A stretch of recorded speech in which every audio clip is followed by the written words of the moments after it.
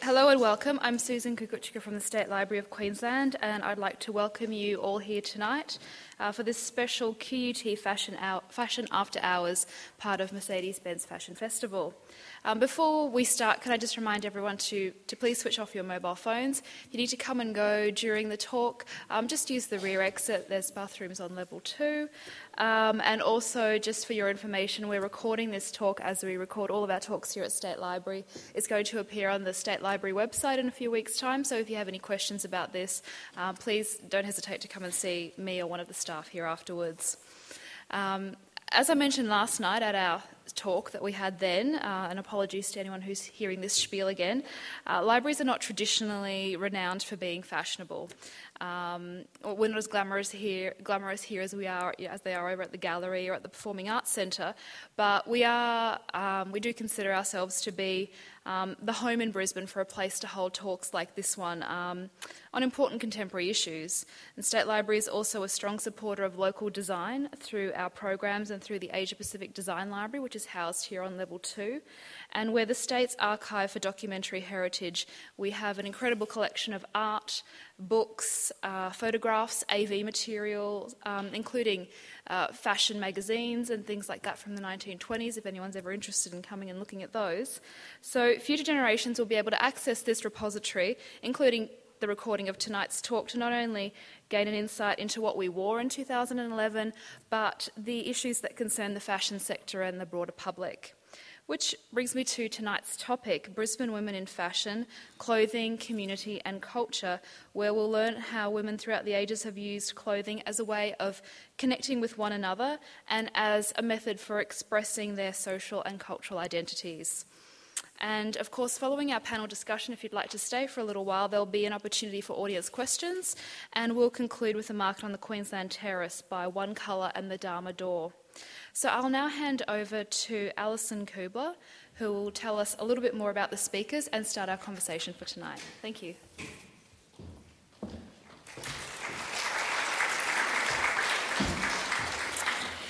Thank you, Susan, and thank you to the State Library of Queensland. I just would like to, on behalf of Lydia Buick and I, thank the State Library of Queensland again for supporting QUT Fashion After Hours. And I know Nadia and I would like to thank the Mercedes-Benz Fashion Festival team, particularly Lindsay Bennett, for getting behind QUT Fashion After Hours again. I should add that all of the programs have very much been the result of Nadia's considerable hard work. She has done an amazing job this year, and it's been a great 2 nights of discussion. It is my great pleasure to introduce this fantastic panel of women who all look amazing, I should say. And I'll start with introducing Lydia Buick. Nadia is the co-curator of Fashion After Hours, but she's an independent fashion curator based here. She's currently completing a PhD at the Queensland University of Technology, exploring the relationship between fashion collecting, curating and women. Her latest exhibition is Dreaming of Chanel, which brings to life the garments from the best-selling book by Charlotte Smith, including designers like Pucci, Dior, Hermes, Akira, Vivienne Westwood, and of course, Chanel. The exhibition is being held at QUT Art Museum, and it opens tomorrow night and continues until October 16. So you must go and see it. It's an amazing thing, and Nadia's done an incredible job. We also have Kath Horton.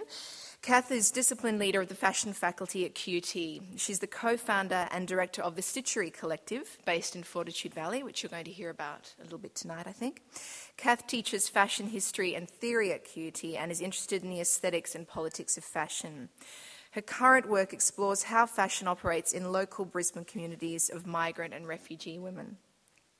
Thea Basilou, in the incredible hat this evening, is, of course, well known and well loved in Brisbane. Thea's boutique Blonde Venus mapped the way by introducing unique designer labels to Brisbane consumers over 20 years ago. Thea is one of the most influential people behind the scenes in the local fashion community. She's internationally respected as a buyer and is one of the most progressive and knowledgeable retailers in Australia. She's an avid supporter of new and innovative design. Faiza El-Higzi grew up in Sudan, where she studied and practiced architecture until she migrated to Australia. Faiza's engagement with the community began upon her arrival in Queensland in the early 1990s and has continued to grow. She's completed 4 postgraduate degrees and has worked in strategic policy in government. Faiza is currently the manager of the Romero Centre in Dutton Park. And finally, 2 designers who probably need very little introduction, but nevertheless, Pamela Easton and Lydia Pearson, designers behind the label Easton Pearson and EP by Easton Pearson, which was launched this evening, their new store rather, in Wynn Lane. They've been designing together since the 1980s, and in 2009 the label Easton Pearson celebrated its 20th anniversary by being honoured with a retrospective exhibition at Goma. They first showed in Paris in 1998 and currently supply to over 100 stores worldwide. Pamela and Lydia have just opened their newest store, as I said, in Wynn Lane. It's the first store dedicated to their diffusion label. So I think you'll agree we have a sensational panel this evening, so it's my pleasure to hand over to Lydia to begin the conversation. Thank you, Alison.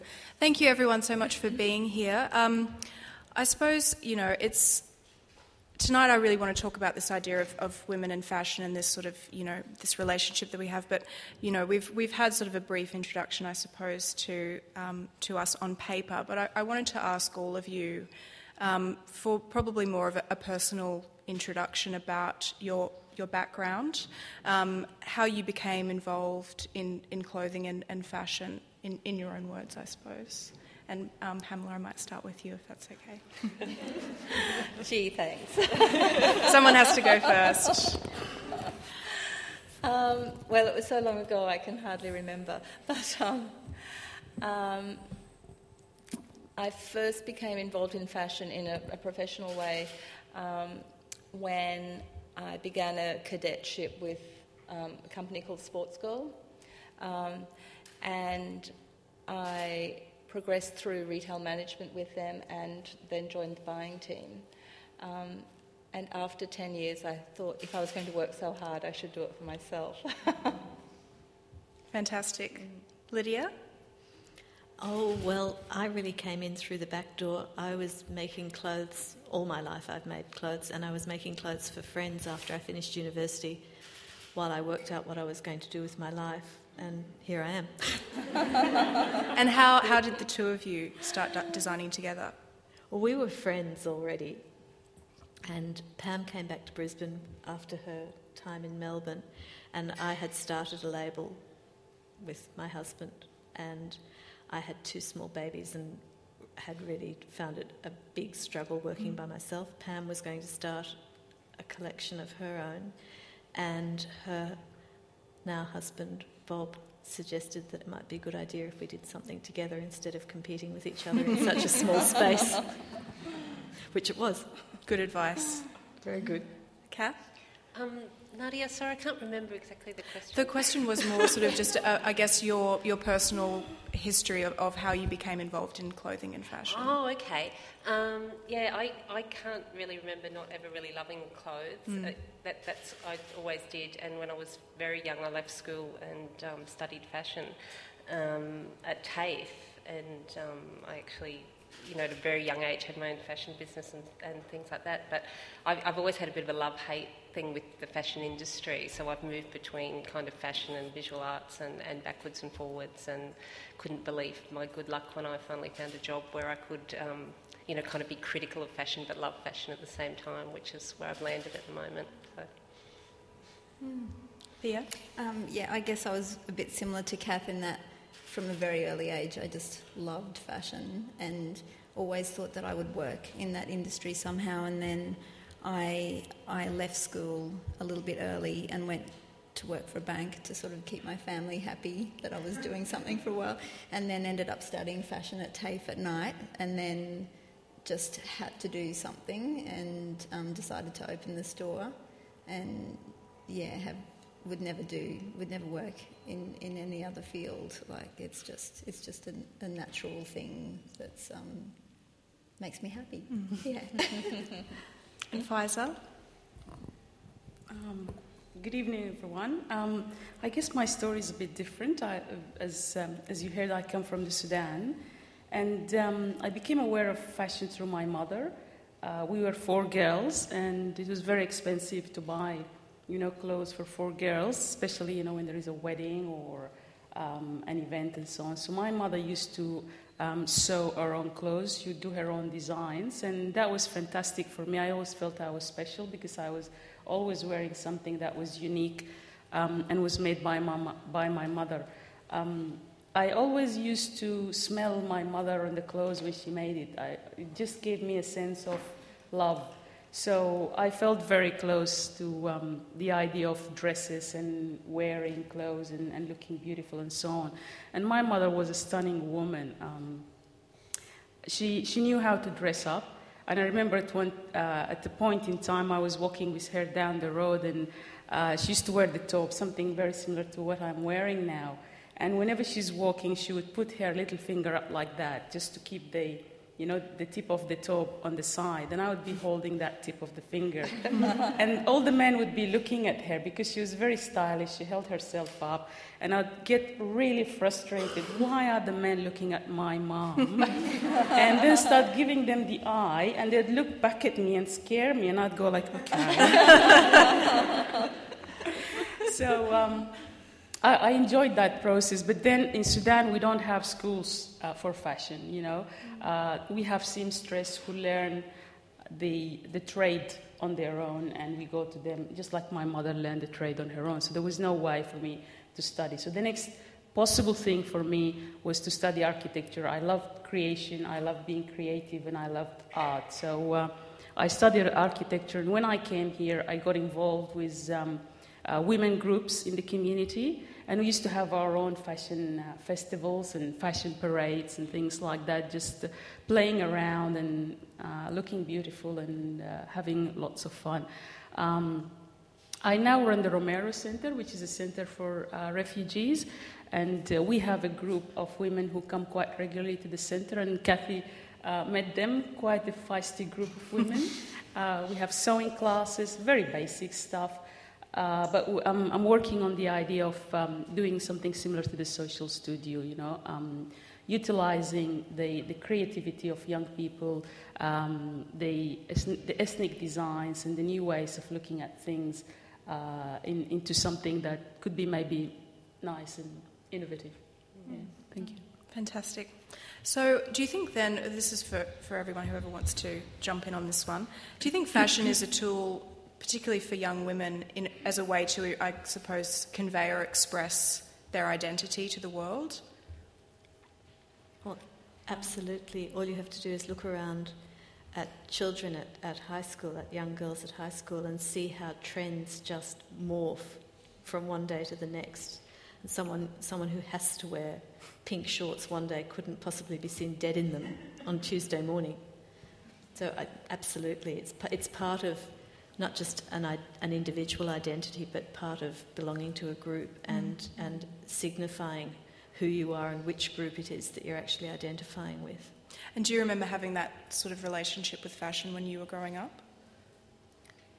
Not as much as it is now, and I think it's the social media and the internet and also a much higher disposable income has made that much more possible. But also I grew up in a country town, and I don't think it was nearly as overt there as it would have been in a capital city. Yeah, I mean, what do you think, Thea? Yeah, I definitely grew up feeling the need to look different for some reason and op shopped regularly to try and find, to set myself, I don't know, apart from the others, and who knows why, but it just made me picture then, the poster shot of Metropolis, the film where everyone is in the same uniform, and I think that is just, my worst nightmare, something like that. Yes, two girls came to a school dance that I was going to in grade 9, and they deliberately bought matching outfits, and that was it. I just thought... I still remember exactly what they wore. Do you think that fashion is more heavily gendered towards women? And if you think that, why do you think that is? Nadia, it is. Of course it is. Why? How long have we got? We've got as long as it takes. I don't know that anyone really knows, the reason why that is. It's just the way it is, and it has been like that for a few hundred years. Is it across every culture? Do you think it's the same? It is, yeah. But I think men nowadays are becoming fashion conscious. Maybe because of commercialization, they are becoming fashion conscious. I look at the young men, even in my own country. And again, social media, the internet and so on have made a lot of things quite accessible. Commercialization, buying things over the internet have made a lot of things quite universal. When I visit my my home country, I buy stuff from here, like the latest fashion designs, and I go, I'm going to show them what it is like, to be living in Australia. I go there and they look at me and say, so what's the latest in Australia? I say, this is what I'm wearing, and they go, okay, that was hip here last year. We've moved on from there. So they're really queued on, because I think in North Africa they're close to Europe, so fashion travels quicker. I think by the time it gets to us, it's 6 months, 12 months away from there. Accessories, whatever it is, it's always further back. Yeah, women love fashion, but I am seeing young men in particular much more conscious of the way they dress their hair, their shoe. I've got a 16-year-old son who's just a bit about shoes. The shoes have to be a certain color, red shoes. I mean, I think my husband would be seeing dead in a red shoes. But my son loves his red shoes, and, they skinny jeans or whatever it is, and they're slipping down off its shoulder. Like, oh, God, man. That's probably the most serious signifier, isn't it? How low can you wear your jeans? I'm not sure showing your undies is fashionable. It's certainly de rigueur. I want to talk a little bit about a place, I suppose, and Brisbane in particular. And I think that, Brisbane is often seen as a place that's kind of, I suppose, lacking a strong cultural identity, or it has been in the past at least. Do you think this is something that's changed or is changing? And does that have something to do with fashion?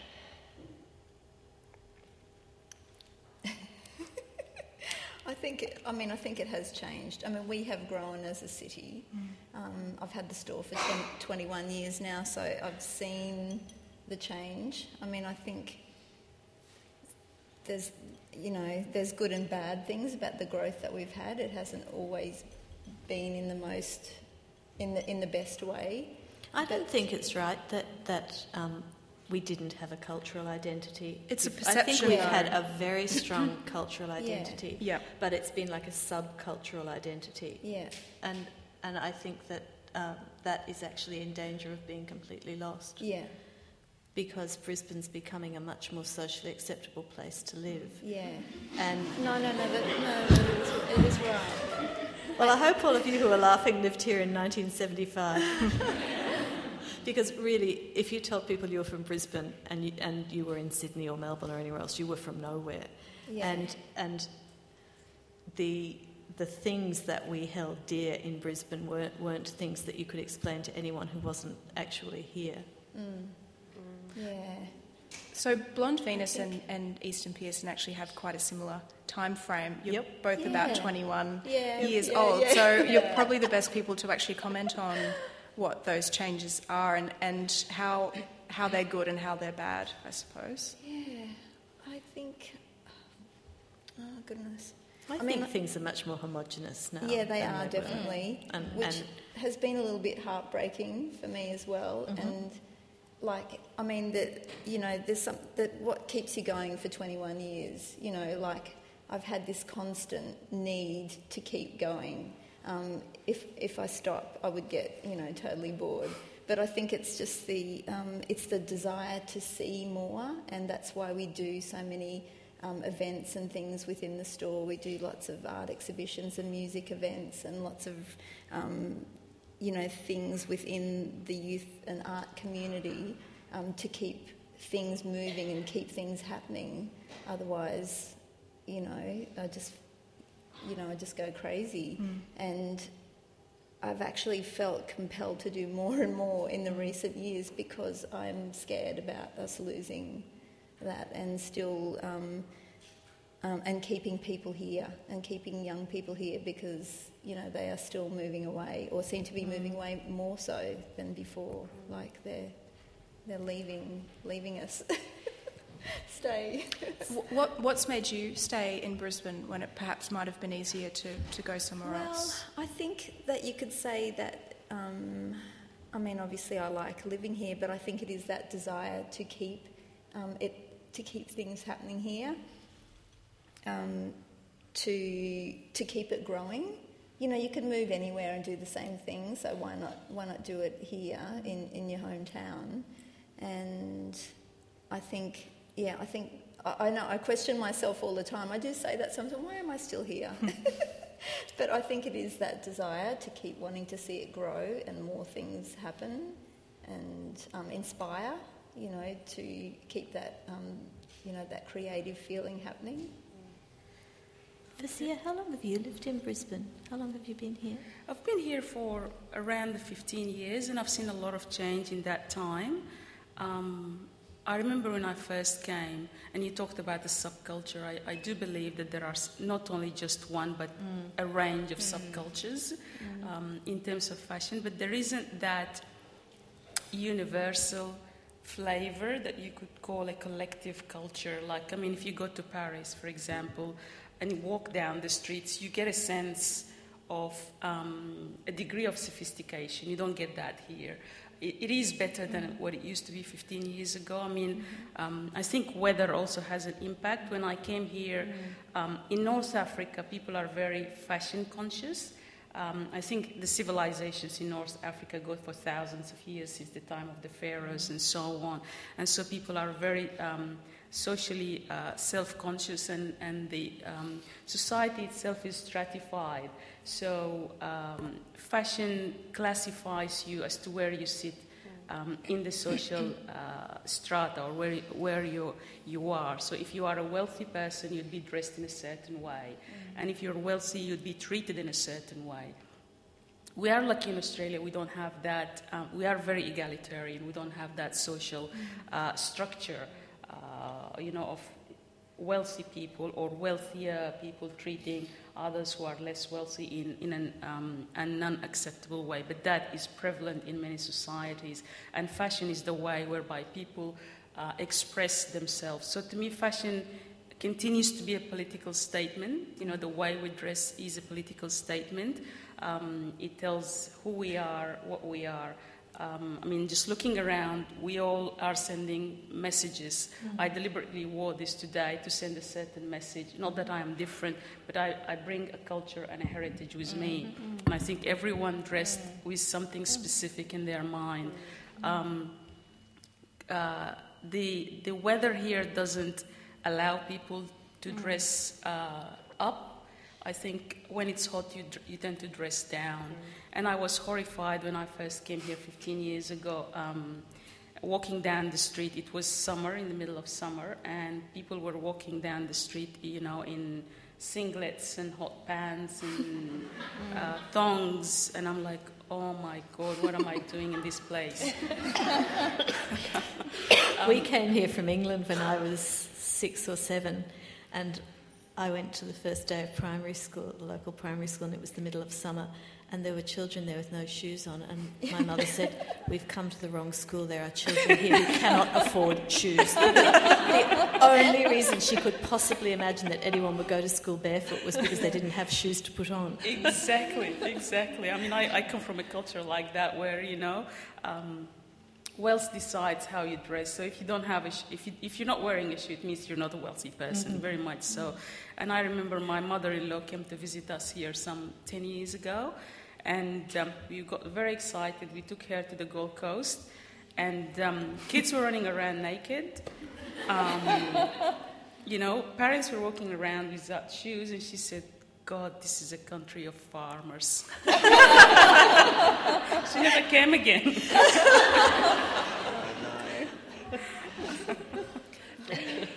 Kath, I wanted to talk to you a little bit about the Stitchery Collective. Sure. And how that came about, and whether that was, I suppose, related to your experience in teaching young women about fashion. It was directly related to that. I think Paula and I started the Stitchery Collective last year, but it really came out of a lot of my feelings about teaching young women about fashion. I was really intrigued when I started teaching fashion, and just the whole thing is fashion gendered. Yes, when I walk into a classroom, I just see a sea of young women. It's very hard to get boys interested, and when we do get them interested, it's hard to get them to stay. But the thing I'm really interested in is the way that young women do engage with fashion, and I mean that. I mean the idea of engagement, not just about what they purchase or what they like. Even it's more for me. I'm really intrigued with the way that I find young women not only explore their identity and assert their identity and play with their identity, but also play with a whole range of cultural, political issues through clothing. And I find that they do that by and large in some very interesting ways. But I guess the thing with the Stitchery Collective, we were kind of really interested to try and give, both the people in the collective, so it's a collective of mainly people who've either studied fashion or doing fashion stuff, giving those people a kind of way of working in a kind of cultural field with clothing that isn't necessarily about making stuff and selling it for a start. So I'm just always intrigued with this idea. There's lots of ways of engaging with fashion without actually having to sell it, because I think that's a bit of a burden. And also, I really like seeing the kind of different ways young women really engage in fashion in a highly critical way as well. So does that make sense? It feel does. like I rambled a bit there. Yeah, no, you didn't ramble at all. Yeah. And I suppose the Stitchery too is about engaging with young women, but it's also engaging with a lot of different community and cultural groups. Yeah, that's right as well. I guess the other thing that we were really keen to try and do was try and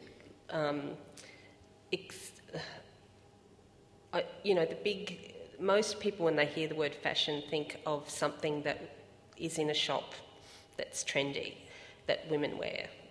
It's hard to get outside of that, and yet fashion is it is an expression of our identity. It's what you put on when you're not even thinking about what you're putting on. It's what your husband wears, and it's what your kids wear, and it's all that stuff as well.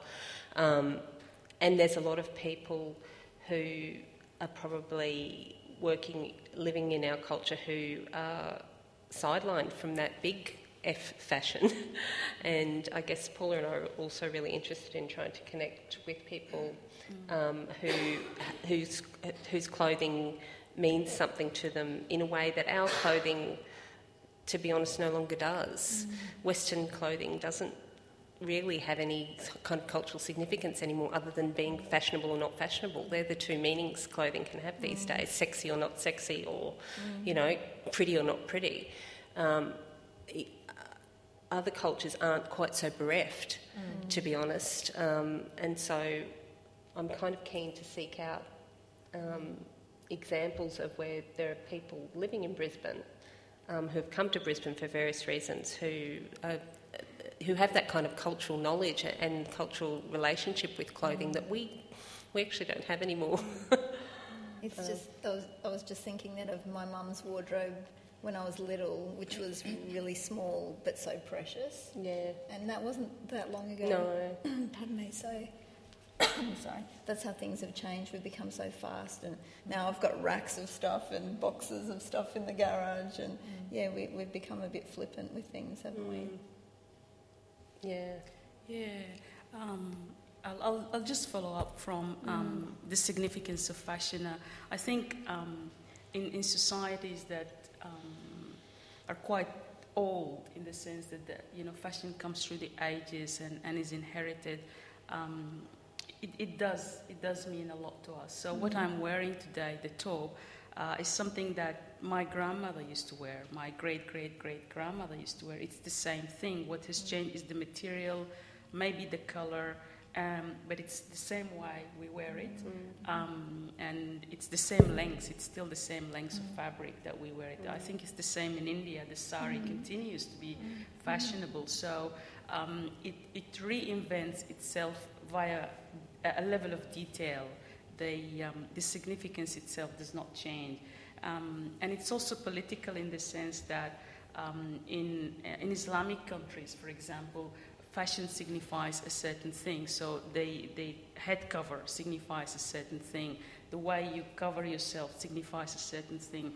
And even within these levels, there are sub-levels as well. So it almost becomes like the secret handshake, you know. Right. Walking down the street and I see someone, I can immediately identify which country they come from, what sort of, subgroup they belong to, and we could look at each other's eye and smile and acknowledge each other's presence like that, which I don't think happens generally when people are just walking down the street. Yeah. So, Faiza, are there people, say, in the same community then, like how can you dress differently to express your individualism as well? Absolutely. Or you can, but still wearing the traditional. It's still wearing it, but it's the colour, it's the style, it's the accessories you put with it. So it's not just the thing itself, it's the accessories. So we were talking about henna. So henna on the hands and the feet is one way that you express yourself. So the design that you choose will then have an impact on the dress you're wearing, on the colour of the dress you're wearing, the makeup you put on, the jewellery you put on. So it's the whole package. Fashion is not just the dress you wear, it's the package, the whole thing. Even the perfume you use. Right. So it's very sophisticated, you know. So just picking something, wearing it, putting on a shoe, it's not that. It's got depth and texture to it, I was thinking that it's very funny that it's really women in our society who dictate everything about fashion, but the ritual that there is around fashion is actually often signified by men's dress. You know, if you're invited to a black tie wedding or a white tie ball, or the dress code for a party is a lounge suit, it's hardly ever signified by female dress, even though the women are the ones who are going to take all the time to get ready to come. And I think that kind of that code, that signifier is quite ritualistic and really still quite embedded in our society. But we were at the Cairns Art Fair last week, and for the opening party, did you go to the opening party? The dress code just floored me. There we were with all these Indigenous people for an Indigenous art fair, and the dress code for the opening party was cocktail attire. Now, half the people who were going to that party would own a football shirt and a pair of shorts and maybe a pair of thongs.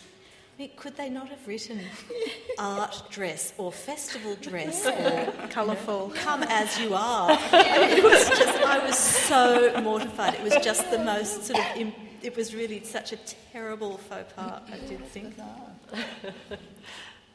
Pam and Lydia, you design solely for women. Is there a particular kind of woman that you imagine that you design for?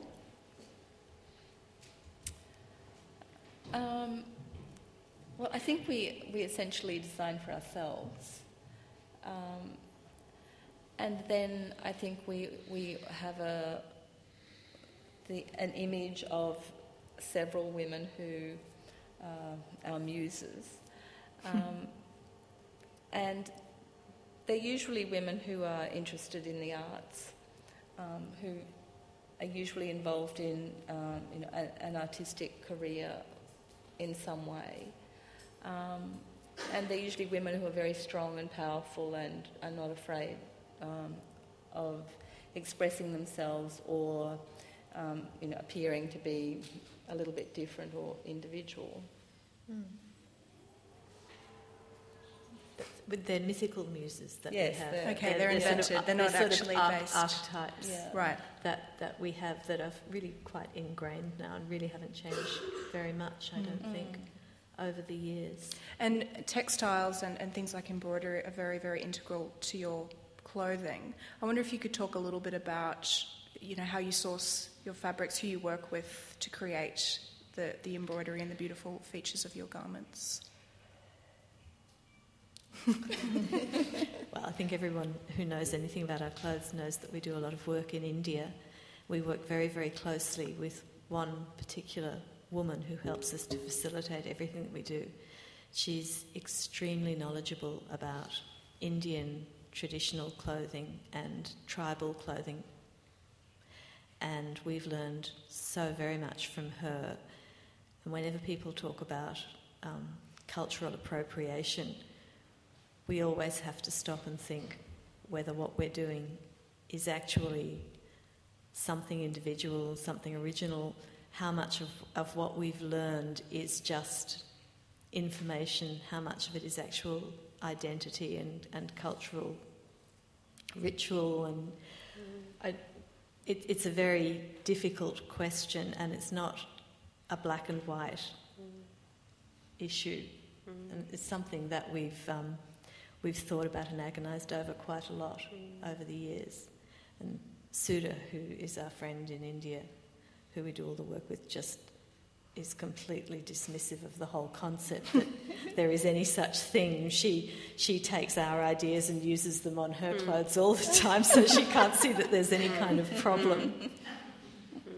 Thea, when you started Blonde Venus, you actually had your label in the store as well. Yeah, Can you talk a little bit about that? Okay, well, I guess because I'd been doing the same thing, making bits and pieces, and then when I was doing the course at TAFE, started making more bits and pieces. I've never done it on a really big scale. Like I did manufacture things for the store on a small sort of scale, and then ended up wholesaling to a couple of stores and just on a very small scale, and then ran it for quite a few years, I guess, and then took a break and then went back to it again. But then, because I ended up spending so much time in the store, and I really enjoyed being in the store and seeing people and talking to them about clothing and the culture and community that we'd sort of created with the store, I just let it go because it's too much. It was too much to do, so I preferred to work that way, and that has been quite an exciting part of the business, is just constantly bringing in new labels and new ideas and new concepts. It's not sort of just the idea of opening a boutique and it's almost like a cultural space. Yeah, like not just stocking the racks and then closing the doors at night. Like when I go home at night, I'm still working every night and still blogging once a week, and again the same sort of clientele. Like our clients are interested in arts and music. It's a more intelligent approach, and yeah, I guess that's it. Actually, when you mentioned your blog, that is something that the new media has actually helped enormously, isn't it? That someone can put their opinion in the public realm and not only put it there, but put it there for feedback and have a conversation with people. Yeah, it's a conversation, isn't it? Because I've worked out I've actually been doing it for nearly 6 years by email, and then when the blog thing sort of happened, started posting it on the blog, maybe, I don't know, I can't even remember, I lose track of time. But it is really amazing how you can have that contact, and people hit back to me all the time and write little notes and write back and hope you had a good birthday, and even if I might only see them every few months or something, but it is a really amazing way of communication and opens you up to the whole world. Having that sort of personal connection with people. Yeah. We talked a little bit before about clothing and cultural identity, and I suppose the very positive side of that. But I wonder if, talking a little bit more about that, whether you think that fashion plays a positive or a negative role in the identification of cultural groups within society, and particularly in Australia. I'll say both positive and negative, depending on the context. The last few years, I think since September 11, the Islamic gear became a negative connotation. And people took it within the context of oppression for women and all that sort of stuff. So that they took it out of context and they dealt with it in a political way. And it became very difficult for especially young people. And my daughter was one of the young people who was perhaps 12 years around that time. And she made a decision to wear the hijab or to wear the Islamic gear. And I remember one day she came home and just from school, dropped her bag and just sat there and was looking, just blank look on her face. And when I said, what's happening, she said, oh God, I had enough. I just had enough. I said, what happened? She said, why does everybody think I'm the one who, blew the Twin Towers? Why do I have to be responsible for every single terrorist in the world? Why can't people understand that, I've got nothing to do with those people and not hold me responsible? Why do my friends keep asking me whenever there is something on the TV about a terrorist attack? Why do people on the street constantly harass me when I'm walking down the street? So fashion or the way we culturally represent ourselves can be very, very negative if we link fashion to politics or to global politics in that context. And I think maybe this was the first time in our history that we linked a certain cultural identity or dress to a global political movement that vilified a group of people. Yeah, on that scale. In that scale. I think the next would be maybe the Spanish Inquisition with the Christians and the killing of the Jews and things like that. But that was the first time. And it really had a negative impact on a number of young people, and there are studies about that impact. But it can also be positive. Cultural identity. As I said, when I see someone dressed like me, there is that recognition and that moment of connectedness. It's like when you're traveling overseas and you're missing Australia and you hear the Australian accent, something happens to you and a bond happens. So it's very much like that, and you connect to that person. So it is positive in a way. And I think if you see a woman, you immediately start checking her up, her shoe, you just go up and down, you check her up. So it's almost like a language. Absolutely. And do you think that, I suppose, perhaps it's just a misunderstanding of that language that allows for those kinds of negative readings? I think it's a misunderstanding of the cultural significance of things that does not allow us to understand the significance of fashion. Fear and the fear. education. And again, when things become political, they take a life of their own. When politicians delve into things that maybe they should not delve in, it just muddies the whole water. And again, fashion is quite political, I keep saying, because when we have a minister who is a female, people talk about the way she's dressed, but they never talk about how a man is dressed, I think at first Julia Gillard copped a lot about the way she dresses, the way she walks, her house, the ball in her house that doesn't have, the fact that she doesn't have children, you become the center of it. And I remember I was talking to Judy Spence, who was Minister for Police, and she said when she became Minister of Police, the first article about her talked about how beautiful her legs were. No. And it's probably that we hear more about it now, like things weren't translated in the press as much as they are now. Everything is so open and written about and heard about, and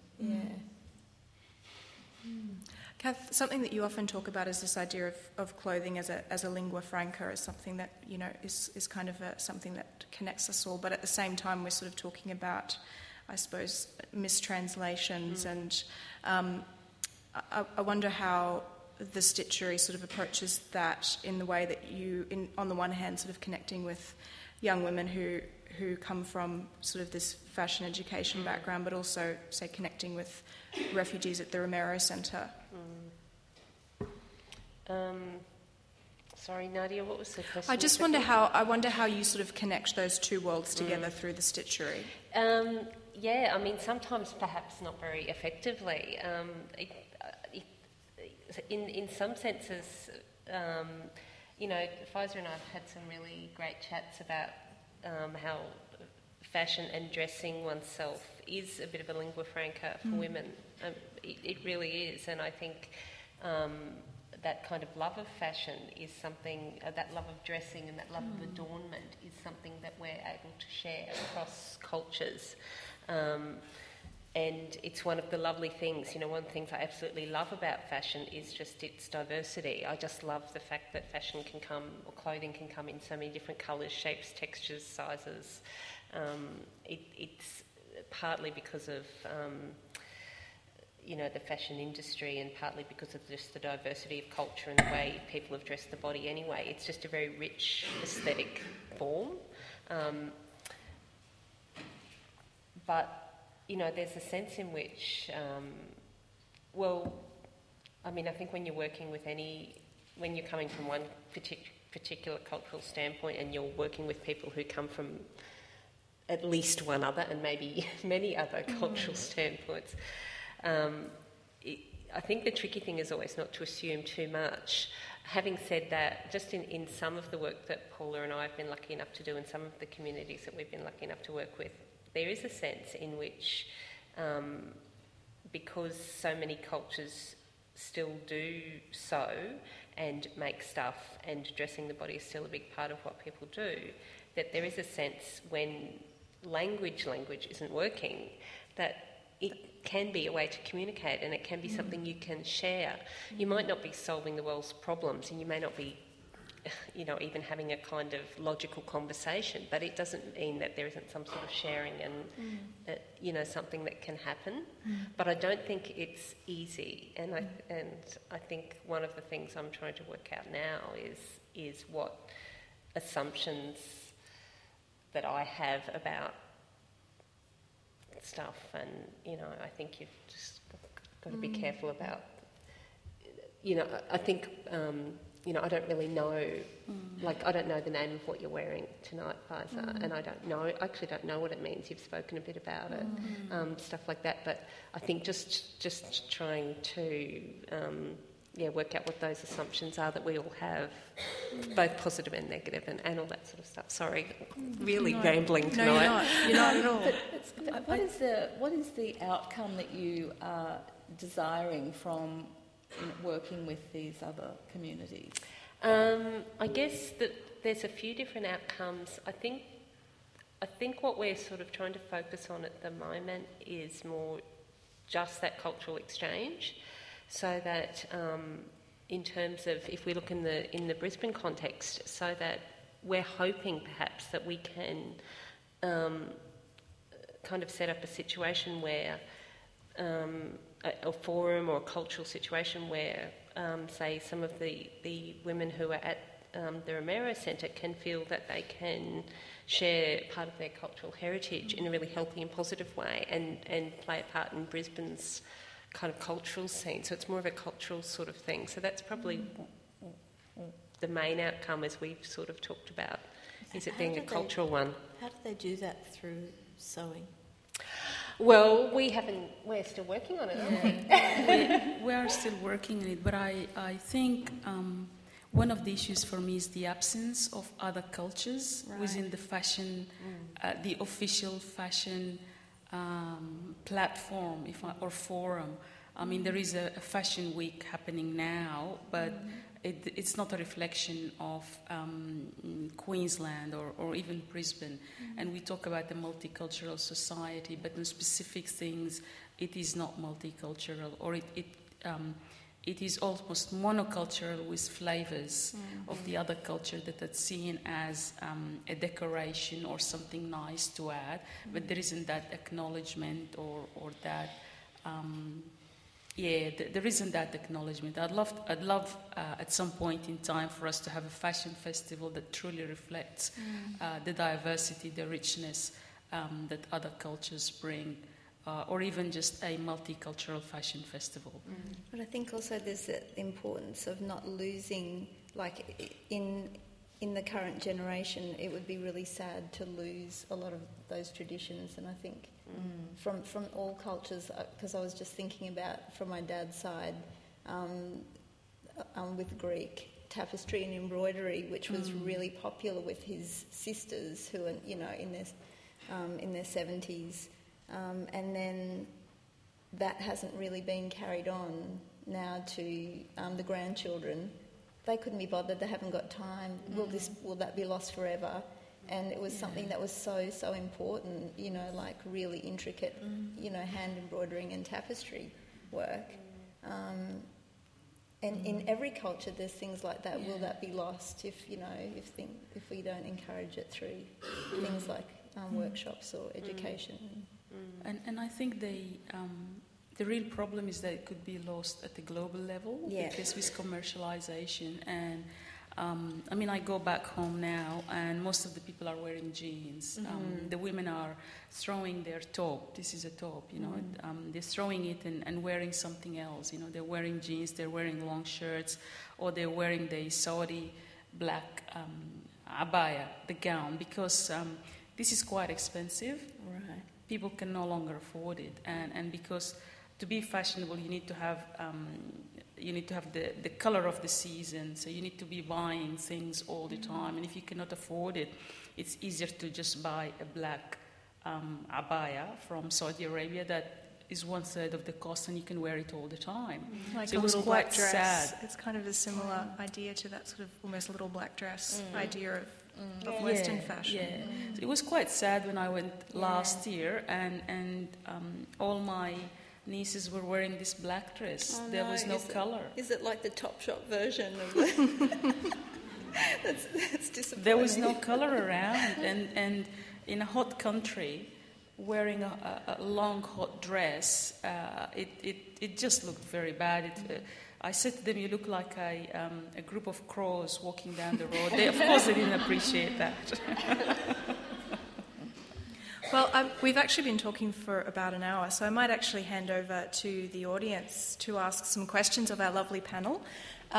So if you want to, we'll just put the lights up, and if you want to pop up your hand, well, I've got some microphones coming around, so just if you could wait until the microphone actually gets to you before you ask your question, and that way we'll actually all be able to hear you, and our panel can respond. So just getting the microphones out now. So pop up your hands to ask any questions. There's one up the back.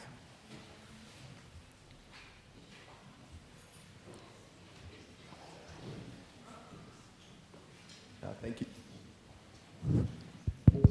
Yep. I was just interested in the whole, the future generations of migrants in Australia.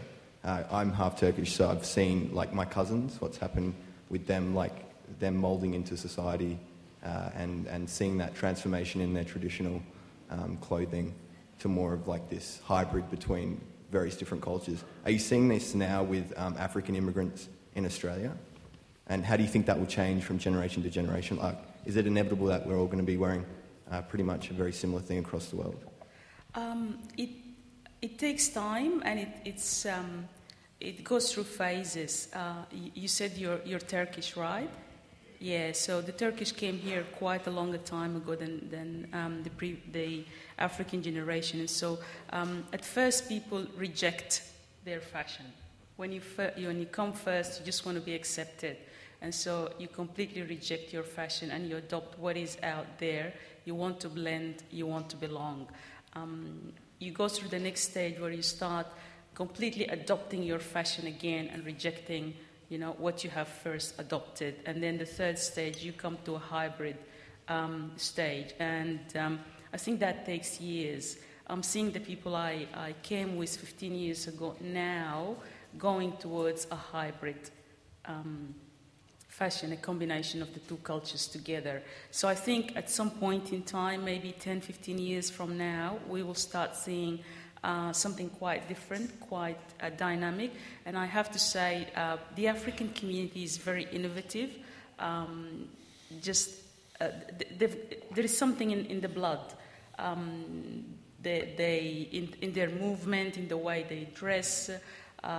We will see something exciting in the future, and I am probably comparing with the African Americans who have influenced fashion, especially men's fashion, quite significantly. The other thing is, for me, the body type or the body shape. I think Africans, Middle Eastern people, especially women, have a different body shape, and so the Western fashion doesn't really suit us.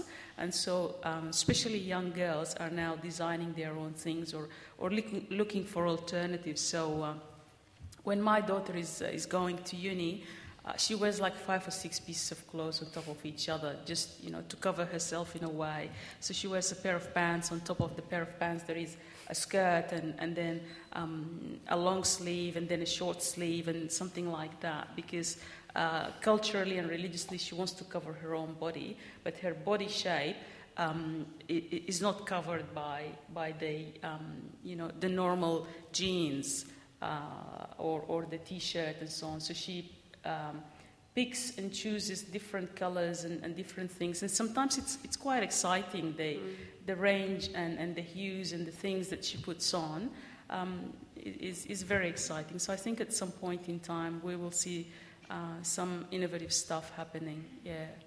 And obviously traditional art and music would have a lot to do with that as well. Absolutely, absolutely, and that again is very exciting. Another question? I have a question. Okay. Kath, can anybody go to the Stitchery? So Absolutely. Everyone. So how does it actually work? How does it work? Well, it depends.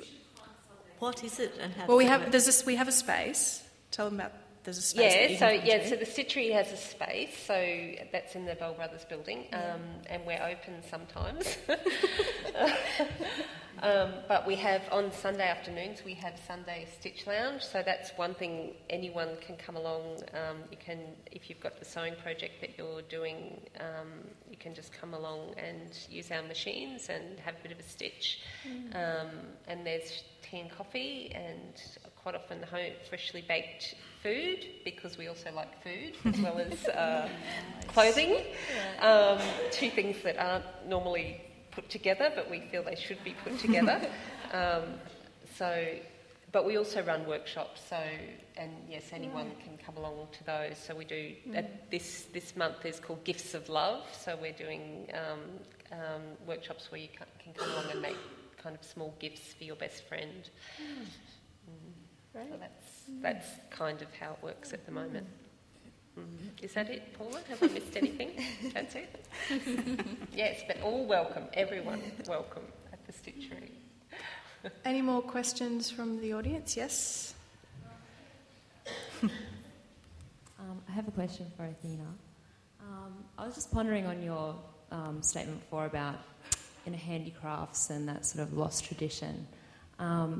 With, man-made, machine-made lace and embroidery and all that sort of thing. I was pondering the same thing at the Ekka recently, looking at tatting and things like that in the craft thing. Do you think there's actually a market anymore for those types of handicrafts, like even if they're integrated in fashion? Because they're obviously quite expensive and labour-intensive. Yeah, actually, Chanel have done a really wonderful thing in France, where they have bought some companies of traditional craftsmanship, like the flower making, lace making, embroidery.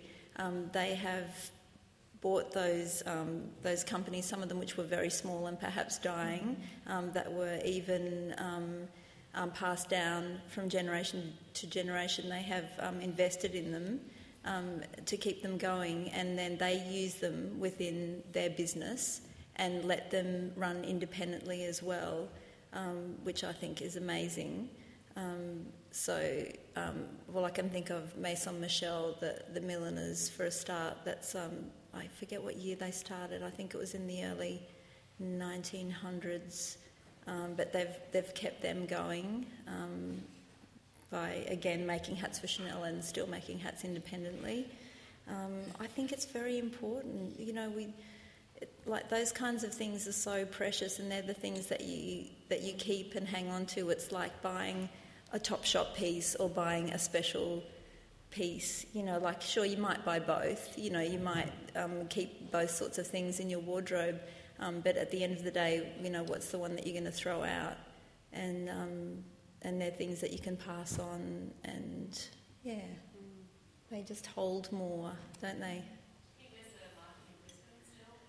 I think there is everywhere, and I mean the girls use it in their work, and I look for it in labels that I bring in, you know, like or buy within Australia, like you know, it just makes it more special. I think it's a draw card. I think for anyone.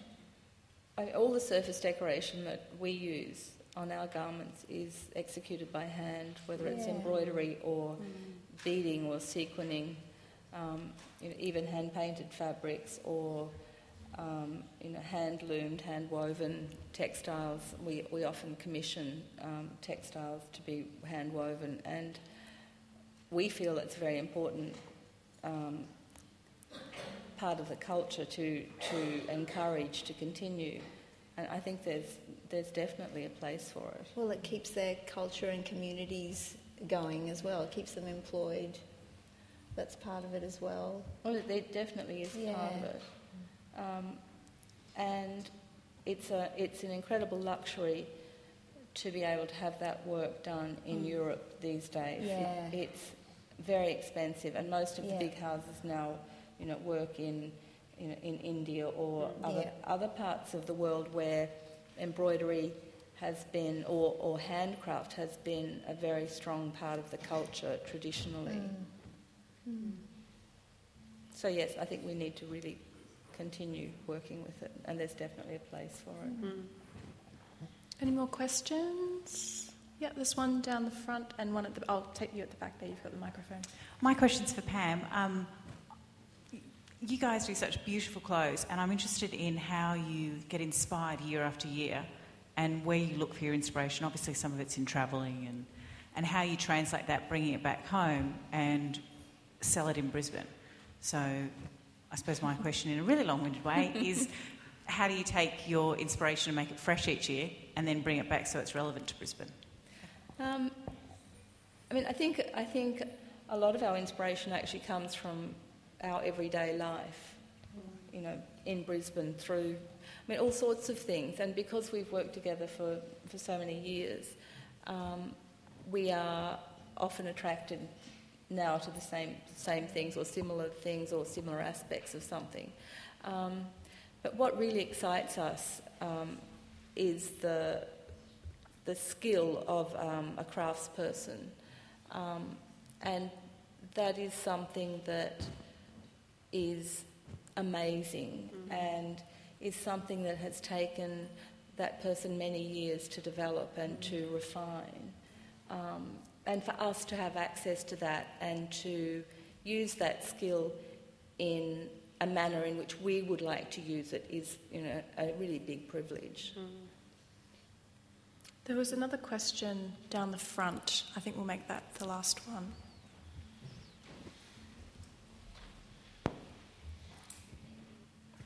I just wanted to get back to what we were talking to just before about, I guess, losing the traditional techniques. And with all the sort of the doom and gloom, the economic downturn, do you think design has been compromised? Because at the end of the day, cost is a factor and these techniques are expensive. And I find, especially in my position, I guess, where I work, original design just doesn't happen because of cost factor. My question, I guess, is do you think we're going to lose these techniques because of cost in the end, or will there always be that tiny little niche market that can afford the hand-embroidered? But I think wherever there's passion, you know, in like as a human, you know, you can't quash things like that. That's like saying, well, you know, that sounds a bit dramatic, I know, but it's you just can't. Oh, I know what you mean. You know what I mean? You can't keep it going, but for it to be viable, someone has. At the end of the day, fashion is a business. We can look it in the window and love it all we want, but for the label to continue, it's got to be sold. Well, I think there's always someone that's passionate enough to do it without thinking about it in the dollar sense. Yeah. You know, like saying for me, for example, like having the business for 21 years. Like, it's not easy doing something like that. And I still work in the store all the time, and it's hard to do. And that's because I love doing it, even if it is hard. I think there's always going to be people that are passionate enough to keep that going just because they love it so much. It's not going to be about the dollar in the end. But I think it will become increasingly rarefied and expensive. And if you look at countries like India and China, their standard of living is going up so quickly, and the labour costs are going up so quickly. And it's very true that the younger generations don't want to continue working in those areas, in that craft. So for all of those reasons, it's going to become increasingly difficult to do that work. And there will always be people who will want to own it, and there will always be a niche market, but it's certainly going to shrink. I think it's inevitable that it's going to shrink, and we are going to have to find other ways of making a statement about those issues in our fashion, for want of a better word. Well, on that note, I think we'll finish. And I'd just like to thank you all very much for coming. I'd like to thank the State Library for having us, and the Fashion Festival for having us, and also QUT for sponsoring us. And I'd very much like to thank my lovely panellists, Pam and Lydia, Kath, Thea and Faiza. Thank you very much. And I invite you all to join us on the Queensland Terrace afterwards. Thank you. Thanks, Nadia. Thank you, Nadia.